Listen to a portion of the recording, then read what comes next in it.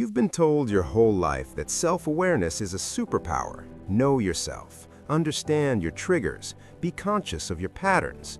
And yeah, that's all true, to a point. But nobody warns you about what happens when you take it too far. Because there's a version of self-awareness that doesn't make your life better. It makes you exhausted, overthinking every decision, second-guessing yourself constantly, and feeling more stuck than ever. And the worst part? You think you're doing the right thing. You think all that analysis is helping you grow. But it's not. It's keeping you paralyzed. Today, we're going to talk about that. Why being too self-aware is actually destroying your mind, and what to do instead. Here's something real. There's a difference between being self-aware and being self-obsessed, and most people don't even realize when they've crossed that line. Self-awareness is supposed to help you understand yourself so you can move forward. But what a lot of people are actually doing is using their self-awareness to judge themselves constantly, to pick apart every flaw, to narrate every mistake in real time. You mess up at work, and instead of just fixing it and moving on, you spend 3 days going, "Why did I do that? What does that say about me? Is this a pattern? Am I just not good enough?" That's not growth, that's torture. I've been there. You finish a conversation with someone and you replay it for hours. What you said, what you should have said, how you probably came across. And by the time you're done, you've convinced yourself you're the most socially awkward person alive over a conversation that the other person forgot in 5 minutes. This is called rumination, and it's one of the most damaging mental habits we have. Not because you're thinking about yourself, but because you're thinking about yourself in a loop that goes nowhere. Self-awareness should be a tool, not a mirror you stare at all day until you hate what you see. Here's another thing excessive self-awareness does to you. It makes it almost impossible to take action, because when you're too aware of every possible way you could fail, or embarrass yourself, or get it wrong, you stop before you even start. You want to start a YouTube channel, a business, a new habit, but you've already analyzed yourself enough to know your weaknesses. You know you're inconsistent, you know you get distracted, you know you've started things before and quit, so why bother? See what just happened there? Your self-awareness just talked you out of trying something before you even gave it a shot. Here's the truth about that. Knowing your flaws is not the same as being defined by them. Understanding that you're prone to procrastination doesn't mean you're destined to procrastinate forever. It just means you need a better system.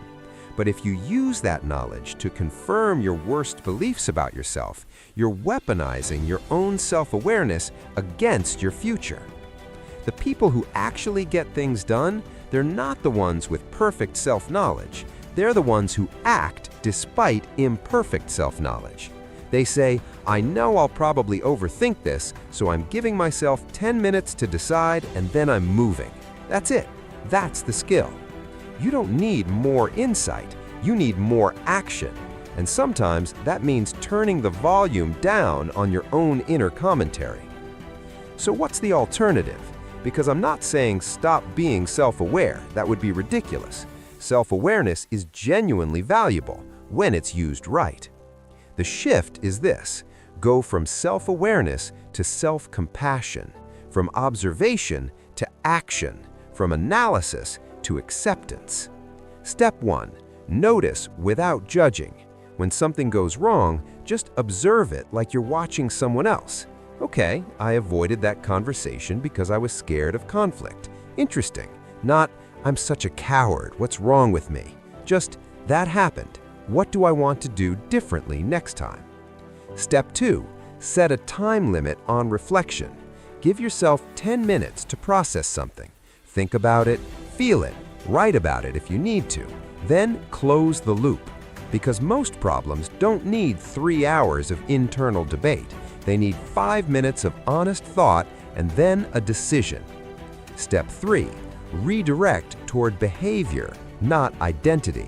There's a massive difference between "I procrastinate" and "I procrastinated today." One is a story you tell about who you are. The other is just something that happened. Fix the behavior, not the label. And step 4, get out of your own head regularly. Do something physical. Have a real conversation. Get absorbed in a task. Your brain needs breaks from self-referential thinking. The people who are calmest and most confident aren't the ones who spend the most time thinking about themselves. They're the ones who are too busy living their life to obsess over it. So let's bring it together.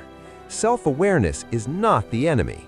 The enemy is self-awareness without self-compassion, reflection without action, observation without acceptance. You don't need to understand yourself perfectly to live well. You don't need to have every flaw mapped out and explained before you're allowed to move forward. That level of certainty doesn't exist, and chasing it is just procrastination dressed up as personal growth. Real growth looks like this. You notice something, you give it a little space, you decide what to do, and you move. That's it. Not weeks of analysis, just noticing, deciding, and moving. You know yourself well enough. Trust that, and start acting like it. Here's what I want you to try tonight. Pick one thing you've been overthinking, one decision, one conversation, one goal, and instead of analyzing it more, make a choice about it right now. Doesn't have to be perfect, just has to be made. Then notice how that feels, because I think you'll find it feels better than another hour inside your own head. If this hit home, drop a comment below. I'd genuinely love to know what you've been overthinking lately. And if you want more of this kind of content, subscribe. We're building something real here, and I'm glad you're a part of it. See you in the next one.